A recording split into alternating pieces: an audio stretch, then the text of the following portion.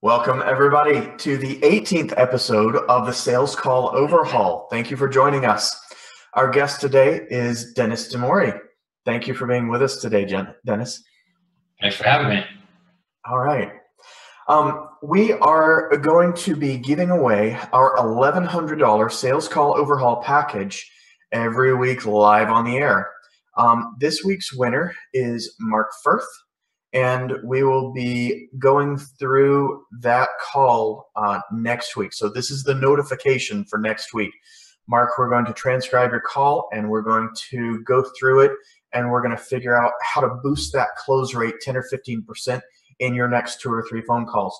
When we do these sales call overhauls with our guests, we transcribe them, we timestamp them, we give detailed notes on everything that needs to be tweaked to have that real connection experience with that new client, because we want them to become a new client, and figuring out if they're a perfect fit for you and you're a perfect fit for them and starting that new relationship with them.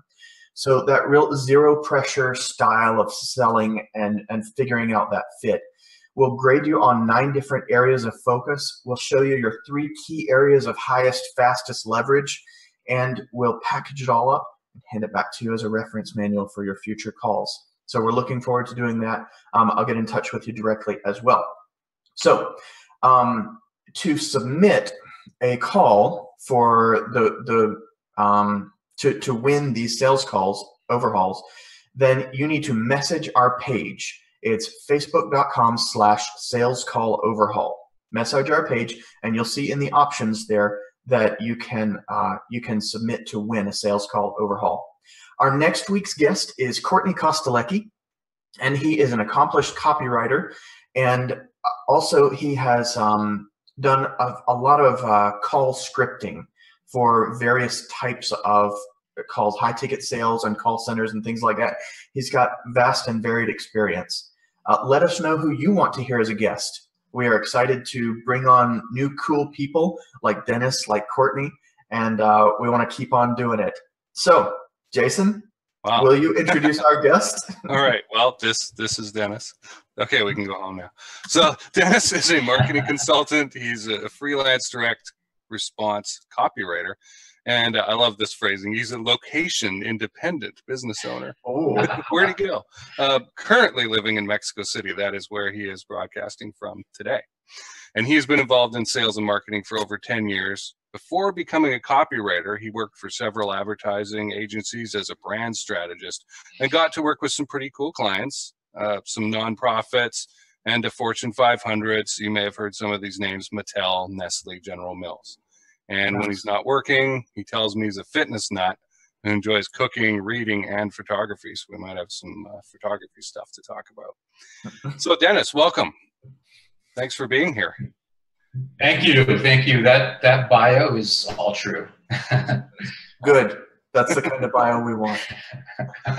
So we are really going to concentrate on avatar development today, because this is your kind of your superpower. How did you discover that avatar development was your superpower, or is your superpower in the copywriting field? Well, I think there's a bit of a misconception in copywriting where people tend to think that it's all about writing and writing skills and making things sound good. And that's definitely a part of it. But the other really big part of it is understanding psychology and human behavior. So that's something I've just been interested in for many years. And that interest got ramped up as I got into marketing, because a lot of it has to do with understanding why do we do the things that we do. So that naturally lends itself to avatar development, where we are kind of trying to look inside somebody's mind and think about, okay, why do they do these things? Why do they make these choices? How can we persuade them? How can we motivate them along this customer journey or purchase path to get them to do whatever it is we want them to do, whether it's to sign up for an email list or to buy a product or service. So I really love the whole aspect about understanding people. That's what it really comes down to. The writing is definitely a big part of it, but if you don't understand people, if you're kind of if that stuff just does not click for you, or it's over your head, you're not going to be a good copywriter, because you have to understand people on a really deep level. So how did that kick in for you? Because nobody wakes up and goes, I'm going to be a copywriter, and then gets into it and goes, oh yeah, I guess avatar development is going to be my thing. You got to go through this a few times. Yeah, it's very much, I think it happens to a lot of people. It's just something that you fall into. So it's pivoting at different points in your career. So I've done a few different things. I've worked in finance and in the mortgage business. And eventually I got into marketing because I found it interesting, and I found that it was a good fit for my skill sets. But I wanted to move on to something else and start my own business. So I got interested in web design.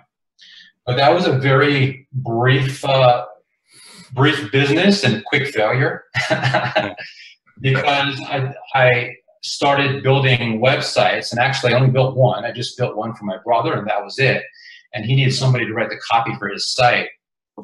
So naturally that was me, because I'm naturally a good writer, but I wasn't quote unquote a copywriter yet.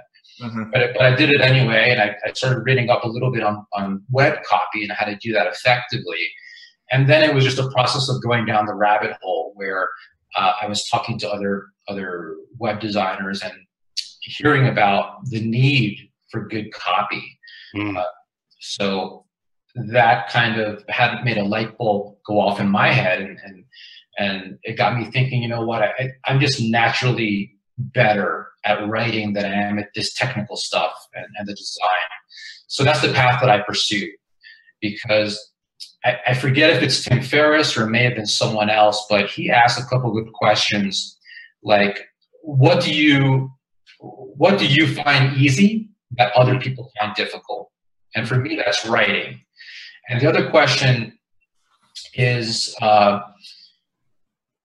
what do people constantly tell you you're good at?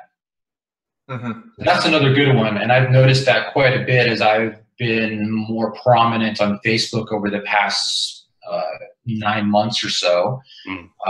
I've been writing a lot more and posting a lot more on Facebook, in groups, and on my personal profile.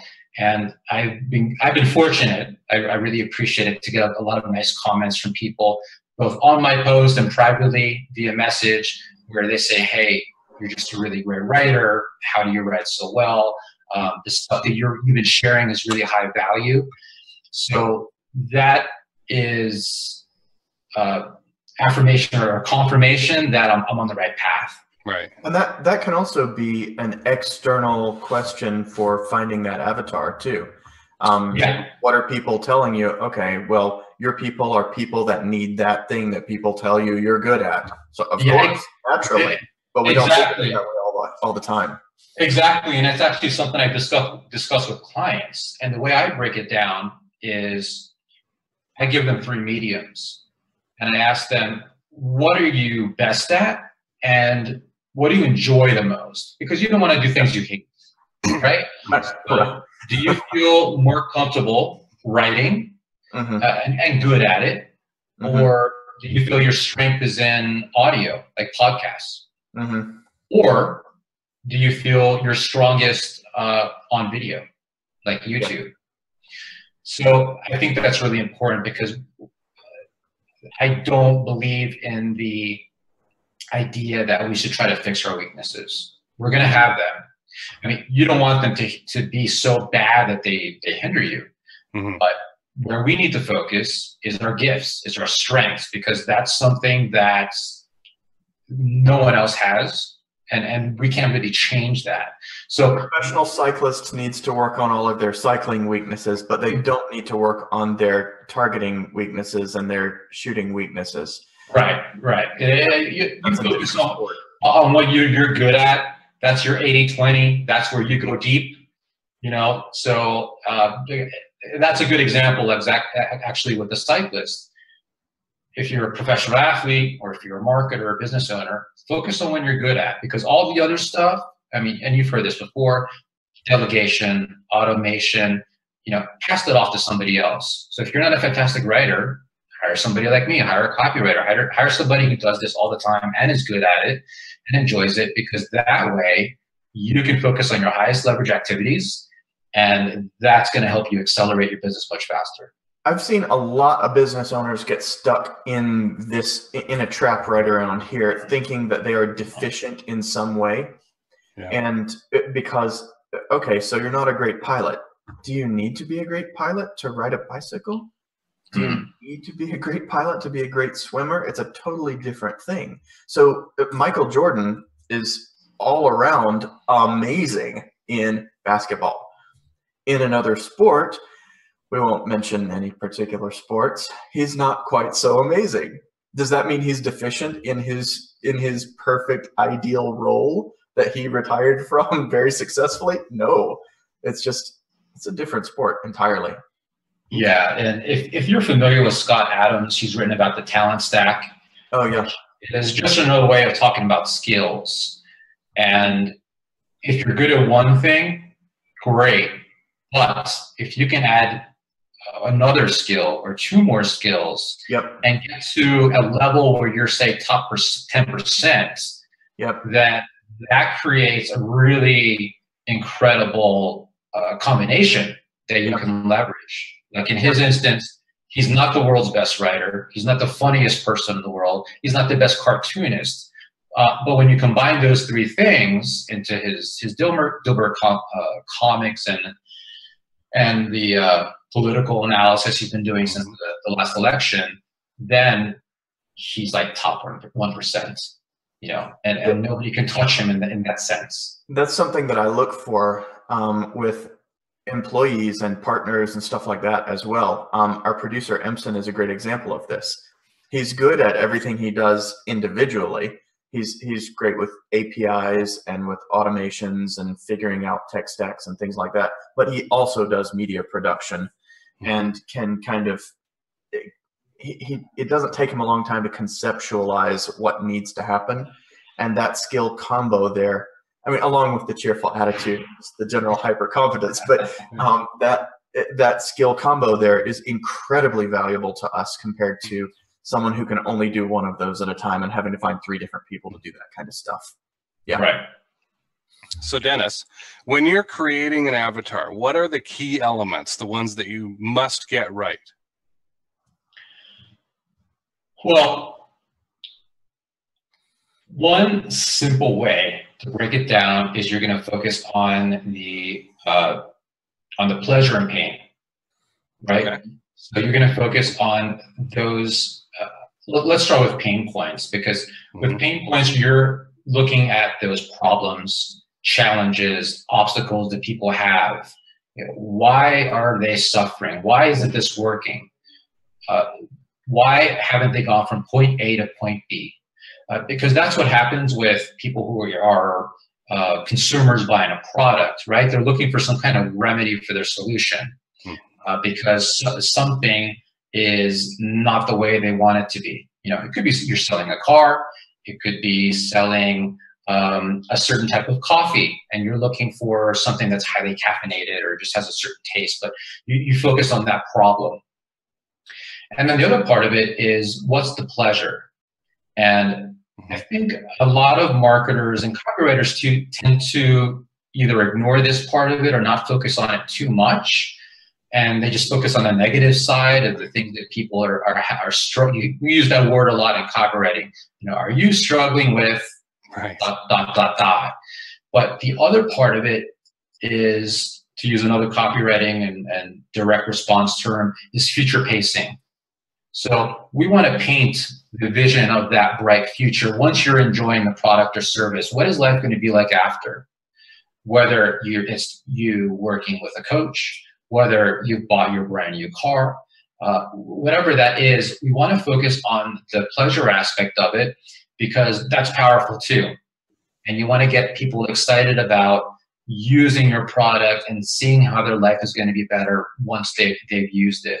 So you need the ideal combination is you're going to have a little bit of both. That way you are hitting people in a couple different angles, and that's going to be more relevant to your target. With sales calls, this is very easy stuff to find out because you just ask someone while you're on the phone with them. It's very simple. With copywriting, absolutely, an additional difficulty there because they're not sitting there in front of you, and you're talking about 1,000 people, 10,000 people, 100 people, whatever your addressable market is. How do you go and find, but what are a couple of tricks you use to find those pain points and the pleasure points for those avatars you're building?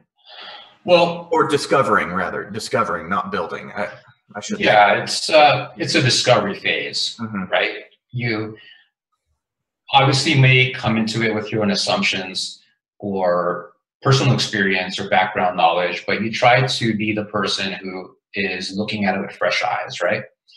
So there's a number of ways to do that. One is just interviewing your clients. Right? If you have a service-based business, if you're a copywriter, graphic designer, web designer, whatever that is, you can start off by talking to your clients because they know or should know their customers and clients better than anyone else. So that's one way I'll start off is asking them, hey, so why do people buy from you? You know, what are they struggling with? What types of challenges are they dealing with? That's one option. Another option is to go online because forums are excellent. So you can look at Reddit, for example. That's good for very specific kind of niche information.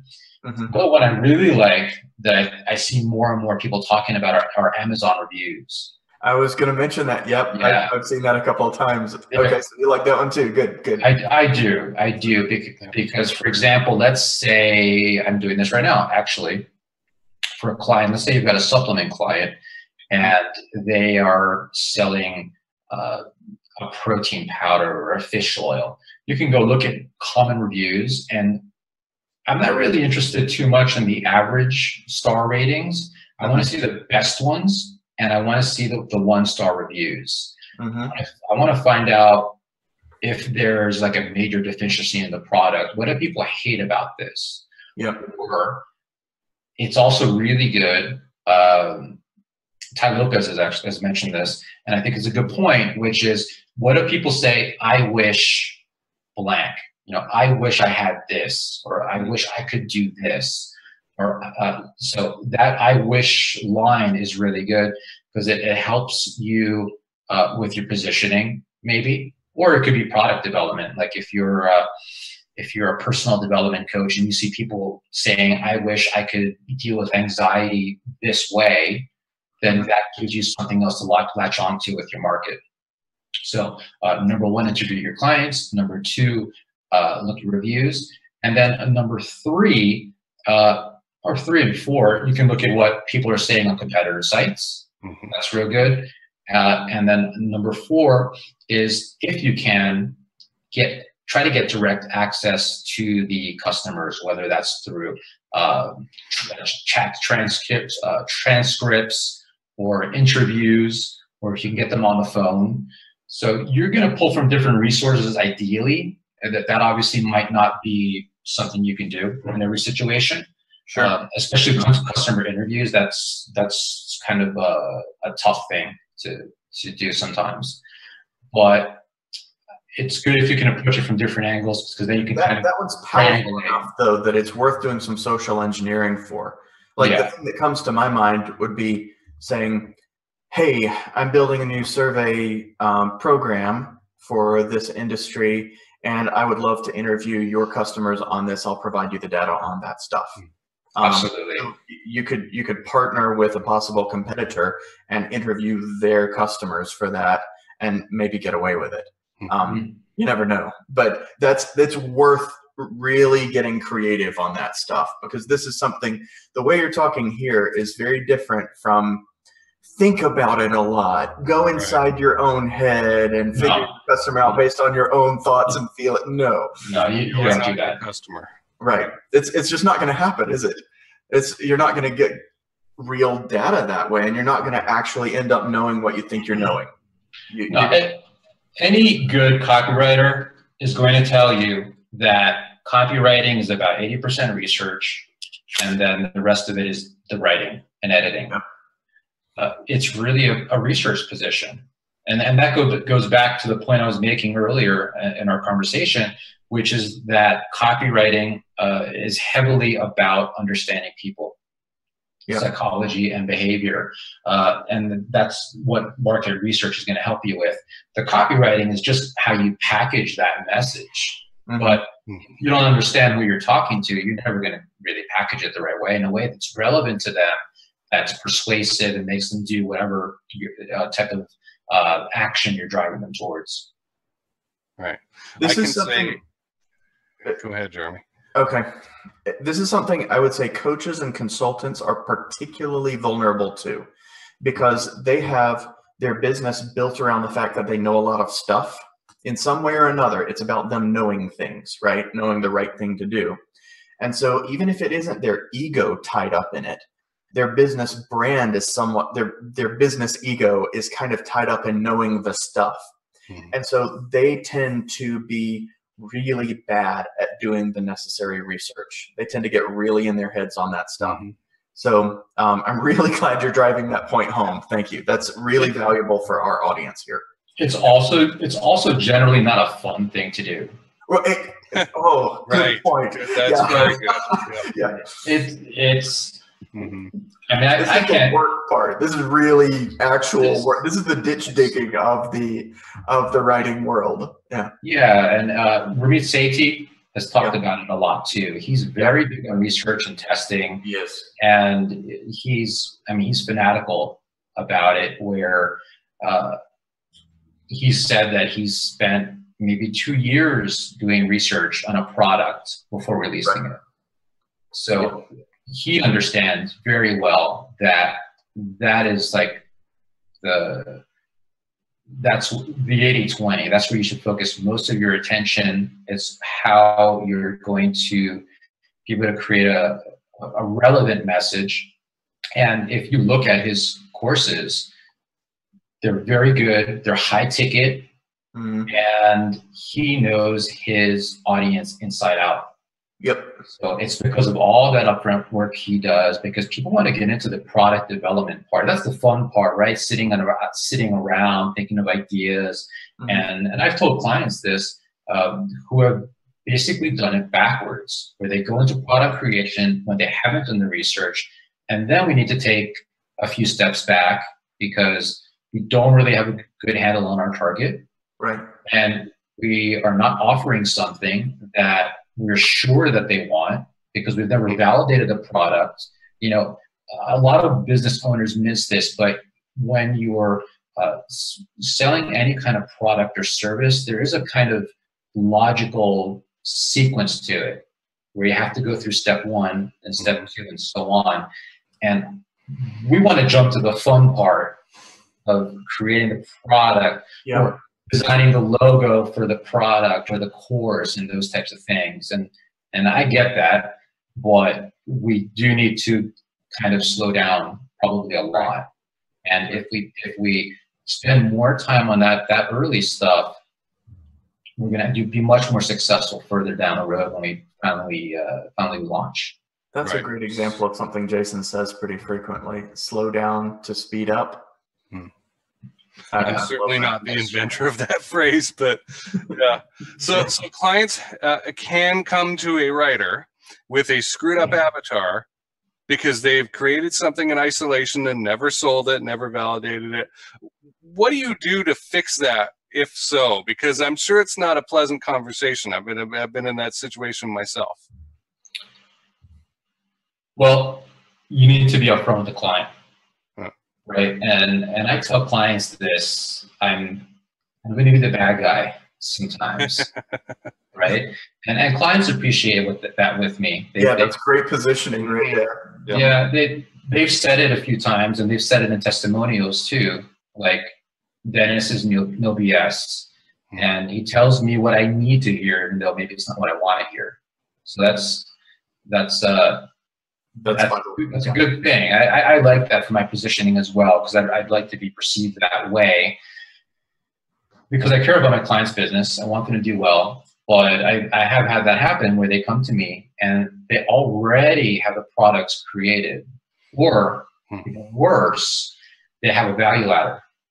So they have multiple products they've created at different price points, which is very popular in like the whole funnel building crowd. I never thought about how much worse that is, but that's so much harder to deal with. You're absolutely right. Well, the idea of the ascension model, where you sell a low price $7 tripwire product and move them up to high ticket. I mean, which isn't to say that nobody can do that. Some people can, but again, it has to come at a certain point in your business. Yeah. But if you're at an early stage, if you're just getting started, and you're trying to create 4 different products for a value ladder at different price points, now you need to think about creating 4 different products. That's a lot of work. And you're probably you might need different funnels for these products depending on how you have it set up. So, I mean, it's like a common sense thing, but wouldn't it be easier to just sell one product really well, and then you add on after that? But a lot of people try to do everything at once, and that they're just making a lot harder on themselves. So going back to your question, because I'm going off on a little bit of a tangent, we had that conversation right from the very beginning. I mean, that's really part of our discovery call too, right? When you're talking to a potential client and you're doing kind of the doctor's diagnosis of the business. Tell me where it hurts. Tell me what's wrong. Tell me what's not working in your business right now. And a lot of times it's that there are too many offers that are not targeted to the right people, and they're not specific offers. And that last point is super important for high ticket, because if you're going to sell a high ticket product at $3,000, $5,000, $10,000, you need to be solving a specific pain point. Because if it's general, why is anyone going to pay you a lot for it? People pay you a lot of money to solve a very specific problem. That's why that's one reason why that offer is so compelling to them and makes them want to pay you $5,000 or whatever the amount is to get that fixed fast. So the way I do it with my clients is number one, we need to sit down and talk about your target, right? Are we talking to the right people? And that's a big Gary Halbert thing too, is if you have the burger stand, who do you want to sell to? You want to sell to the hungry crowd, right? The people who already want what you're selling. Because that happens a lot. I see clients or non-clients trying to sell a product, and this happens a lot in SaaS, right? It happens a lot in these software businesses where they build something and then nobody wants it. So that's number one. And then number two is creating I see this a lot with clients, and in my content, is the offer needs to be specific. It needs to be specific, and it has to be an urgent pain point. So a lot of these offers are very broad, and I get it, but people get fearful about being specific because they either A, they want to help everybody because they're just well-intentioned, which is great, but that is not the way you run a successful business as a small business owner. Now, if you got the budget of Coca-Cola or Walmart, okay, fine, you can go after more people. But if you're a small business owner who only works with maybe a handful of clients a year, or just doesn't have that much volume, you need to focus. You need to be known for one specific thing. And I tell my clients this as well, and I take my own advice. You want to be a celebrity in your niche. Now, that doesn't mean national celebrity, not Kardashian level, but you want to be really well known among the people who might buy from you. Right. Okay? And I do that by specializing. Only by specializing, right. Later on, you can become more of a generalist, but I think since you need to accept the fact that as a small business owner, you have limited resources. Yeah. It's just a fact. And a lot of people underestimate their market size in that specialization.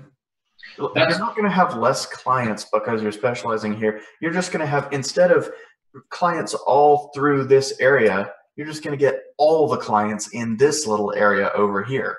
It's going to be the same number of clients. They're just going to pay you better. You're going to be able to deliver more easily, and you're going to be able to market it much more. And realistically, especially for a service-based business like a high-ticket coach, you can only handle so many clients. At a certain point, you're going to hit a bottleneck, and that's a good problem to have. Because at that point, you're going to hire maybe a phone salesperson or a VA or whoever else, so you can leverage your time a little better. That's a good problem to have, but again, you need to have that problem first, or you go and do something else. Because I see a lot of people trying to be like Gary Vee or one of these big names, and about as broad as you can get. Yeah, well, I mean, he's got a whole team behind him. Right? He has resources and an infrastructure that you probably don't. So you cannot do Facebook ads and Instagram ads and have 4 different info products for sale and do one-on-one coaching and have a YouTube channel and do all these things all at once. You just can't. And that's why people get stuck, because they're like, oh, I'm working so much, but my business isn't really moving forward. Well, no kidding, because you're trying to do too many things at once. It's really that less is more advice that people should be following. And I know that we look at other people, we see things that they're doing, and we think, oh, maybe I should do that too. Or you feel, maybe I'm not doing enough, right?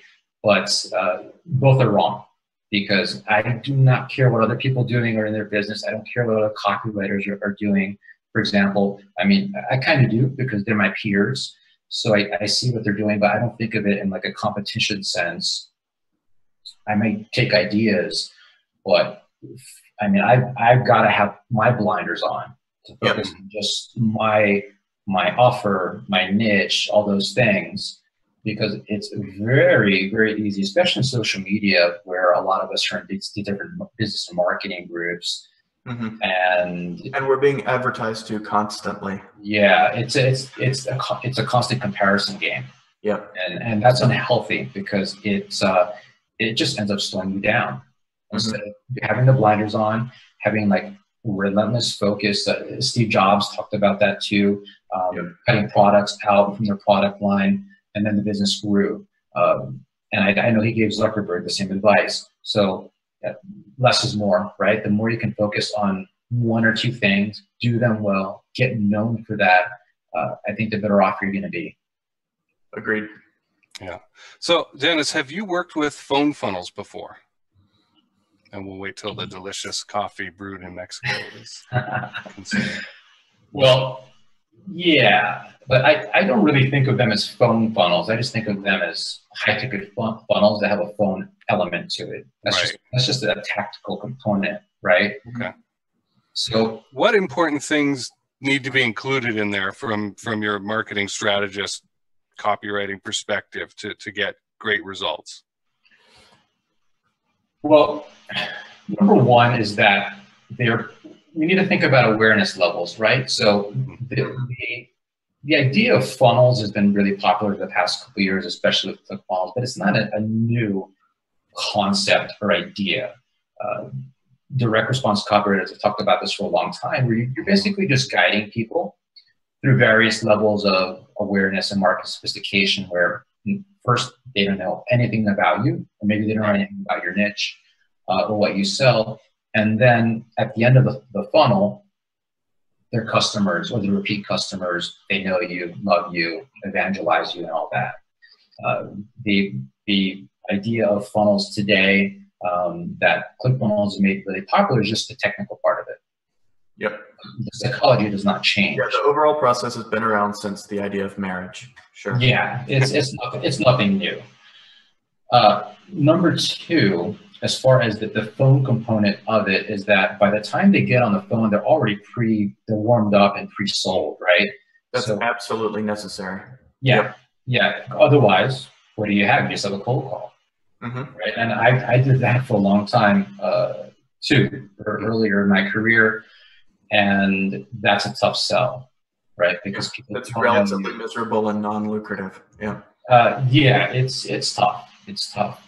So the second part of the phone sale, I would say, is that with the understanding that they're pre-sold by the time they speak with you, is you need to do that doctor's diagnosis, right?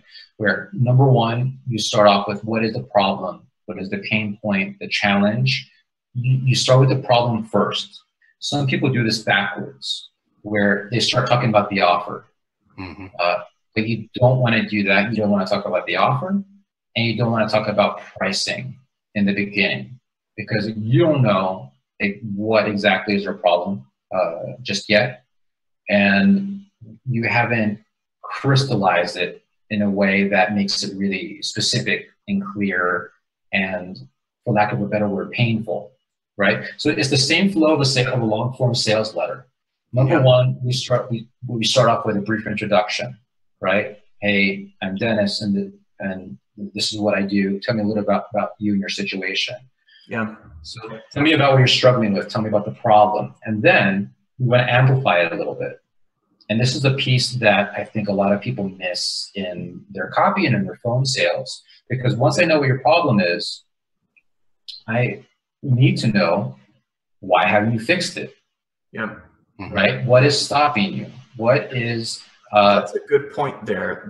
It's the same in the copy and the phone sales. The same. They're very similar, these processes. Yeah. You know more about the person in the phone sales because you can ask them, so it's easier. But you're doing the same thing in your copy. When you talk about pre-sold, what are the big elements of pre-selling to you? Because I think most of our audience is doing phone calls, and a lot of them are doing great phone calls right now. But that part beforehand, what gets someone ready to be on that phone call? Like, what would be a red flag when you see people coming into this phone call consistently and not having? Yeah, well, two things. Or the two P's: proof and packaging, right? So number one, social proof. Mm-hmm. Like, what have they seen other people say about you online? Yep. Testimonials, reviews, those types of things. That's why on my website, which I don't use very much, since I'm very focused on Facebook, but on my website, for example, I have a page that has a bunch of testimonials all stacked together. Okay. Right. So those are the proof elements. The second part of it is the packaging. That's your offer, right? For example, do I work exclusively with coaches who sell high-ticket offers? Or am I focused on e-commerce stores? Whatever it is, we want people, before they get on the phone, to have a certain perception of you that you control, right? So that ties in with positioning too, like how they see you in the marketplace. Do they see me as somebody who just works with anybody? Do they see me as cheap?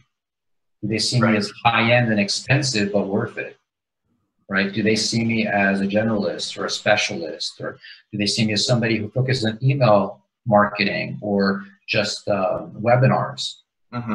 Obviously, a lot of different angles. So the proof elements are very important, and then the packaging is very important. So you're getting the right people in your sales funnel. They have to be pre-qualified in some sense. So actually, there's a third part to that, which I use, which I think everyone should use, and this is the big question and debate, which is questionnaire, right? That is also part of my screening process, because my time is valuable, and I don't want to waste time with the wrong people. So, what's your favorite question on a questionnaire? I know that's a weird one. That wasn't in the plan or anything. We do a lot of questionnaires, so I always love hearing good questions that people like. These are also called application questions. Yeah. Right. Application question. Just so that our listeners know that's what we're talking about. Mine aren't really creative, I guess. They're just pretty straightforward. I don't want to make the That's a good point. They don't have to be all that creative. Yeah, I love to get fancy, but they don't have to be. As long as they do the job, that's the important part. Yeah, you have some great ones, but I keep it pretty straightforward because I just want the basics for that call that tell me if this is going to be not a good fit. So, for example, like what is the biggest problem or challenge in your business right now? Is it traffic? Is it getting enough leads? Or is it converting them? Is it the sales part of it? Because generally it falls into one of those two buckets. So that's a good one that obviously I can ask them on a call, but it starts to give me an idea of where their head's at. Because a lot of people, maybe they haven't really thought about it that much, or they're not sure. Or a lot of them will tell you that they need more traffic when it's actually need more sales. Because they're not good at the conversion part of it. Or they'll tell you, oh, we need traffic and sales. So then it's like, okay, you basically did everything. And you're so it kind of tells you how you're positioned as well. Right. A lot of people come in giving you unexpected answers on that. They think you do something different than you thought you explained. Right. Yeah. Or they're not educated enough. I mean, Or you're come to me going, I want to sell this, but they'd have no traffic source ready to go for that. And I'm like, I'm not a traffic guy. So I can't help with that. I've had that happen a couple of times, and it's strange, to be honest, because my whole pre-qualification and everything is pretty thorough. If somebody asks for a portfolio, I can send it to them. They can have fun with it and read through it and everything. And I've had a couple of people come on calls with me, and they're just kind of like, so can you tell me like a little about what you do? And I'm like, how do you not know? I've already told you. Right. You have everything. You could Google me. You can find everything. And that's great when you've set things up that you can afford to be a little bit about it. That means, I mean, your percentage of people coming through that don't know is low enough that it makes you bow up just a little bit. That means you're in about the right place with your qualification and your indoctrination. Right. That takes time. It takes finessing. Right. To get to that point. So I tell clients this too. It just, everybody wants to turn their business around in 30 days, but it takes time. It's a constant test and learn process where we continue to finesse our targets, what we offer them, how we position that, how we position ourselves, and so on. So it's not a quick fix like everybody wants. If you're in this business for the long term, it's going to take time to kind of to get where you want. And then when you get where you want, you're still going to keep pushing ahead to move that forward. So it's not stagnant. You never stay still. It's constant reevaluation of what you're doing, what's working, what's not, what can we double down on, what can be better. I find that a lot of times working with clients, it's about asking good questions. Why do you want to do this? Why is this important to you? People come to me and say, I want to make $10,000 a month. Okay, why? How's that going to change your life? Why does that number just sound nice to you? Let's try to get as tangible as possible, so that when we are doing this, we can directly tie it to where we're trying to be. Awesome. So what don't you like to see in a high ticket funnel? And I guess we should round out on that. That can be our last question. Sure. What don't I like to see? I like simplicity. So I like simplicity. Okay. So I think people get in love with the idea of these really complex funnels. And it's really a few times. Yeah, and it's just unnecessary. Especially with high ticket. I'm not original in this, but a lot of people are going to tell you the same thing. You can go from, actually, I mean, if you're active on Facebook and you're posting groups and posting that high value content, very simply is once you start having a conversation with someone, you can just drive them to a phone call from there and close them. I mean, that's like the simplest funnel possible. It does not have a lot of steps. It doesn't have landing pages and all these things. I had one client I'm just thinking of right now who wanted to create a new product, and then she's like, oh, do I need to create a sales page? And I'm like, no, you don't need to, because because she has her own Facebook group. So I'm like, if you're posting in your group every day, and you've already brought down a lot of that resistance, right? Your group of, your tribe of people, they already know who you are. They already like you. A lot of them already trust you. So you don't need to spend the time or the money on writing a long form sales page to sell somebody that. You can talk about that product. Say for example, you're offering a new coaching package, right? If you talk about that 5 days a week on Facebook from different angles, talking about different problems and challenges your target might be having, then just throw a link on your post and sell it that way.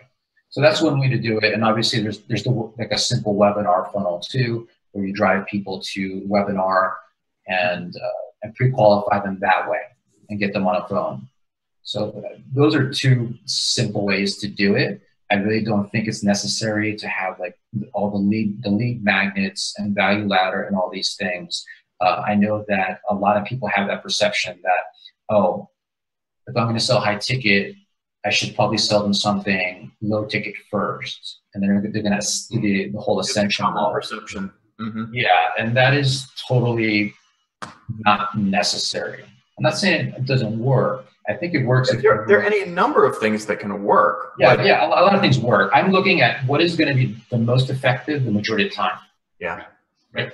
With that, the easiest for me to implement. Yep. Right. And that's a big thing. Implementation. How can I do this easily? Because if you come to me and you're like, oh, I'm going to release a new product, I'm going to have to do a sales page, landing page, email follow-up sequence, and this and that, is that necessary to get you the sales you want? I mean, most times probably not. So I'm always looking at the simplest way, and people just love to overcomplicate. And that's probably a lot of that has to do with fear of sales. I was about to say, when I see complex stuff, I think they're hiding. I think they're hiding from finishing. Yeah, they totally are. I'm like, look, you can just promote this and just get people on the phone and settle on the phone. Yeah. They think the funnel is going to do all the work for them. Right. And it could, but that takes time to dial in the messages in the different parts of the funnel and this and that. I mean, I think the funnels are generally better for more advanced businesses. They've already been selling high ticket, and then they just want to flesh out the different price points. Yep. Right. But most people are just not there, and they do pretty well with one high ticket offer that they just sell again and again and again. Yeah. You know, get that volume in there. That's what we found with our done for you sales program. There were a lot of people there's no way we could work with them because they didn't have all that infrastructure in place. They didn't have the sophistication, the revenue, the ticket price, the ad management structure, none of that. And so when we said, okay, we want to be able to work with smaller people, we had to really change up the way that we operated there, and that made all the difference. But yeah, simpler is so much better. Go as simple as you can, but no simpler. That's your balance right there. Yeah, I mean, in the startup world, they talk about the minimum viable product, MVP, and Tim Ferriss also talks about the minimum effective dose. Yep. Same idea is, how can I get this outcome without any wasted effort? Yeah, with limited input. Yep. Right. Well, cool. Well, thank you so much. This has been lots of fun. Let's make sure people know how to get in touch with you. Yeah, absolutely. So like I said, you can visit me on my website, dennisdemori.com, but I'm not too active there. Maybe I will be later this year. For the most part, you can find me and friend me on Facebook. So I'm pretty active on there, and that's how everyone finds me. So just look up my name, Dennis Demori, and you can find me right on Facebook. Gotcha. And Dennis is spelled the normal Dennis way, and Demori is spelled D-E-M-O-R-I. Correct. All right. Wonderful. And anyone following you will get some good marketing information, because I've been following you for a while now, and I've really enjoyed the posts that you've put out there. Thank you. Thank Appreciate you that. for being here. Thank Our you. guest today has been Dennis Demori, avatar expert, copywriter, marketing strategist. That is Jeremy Pope. I am Jason Cadigan. We're the co-founders of The Closing Engine. Our producer is Emson. Thank you, Emson, for doing this.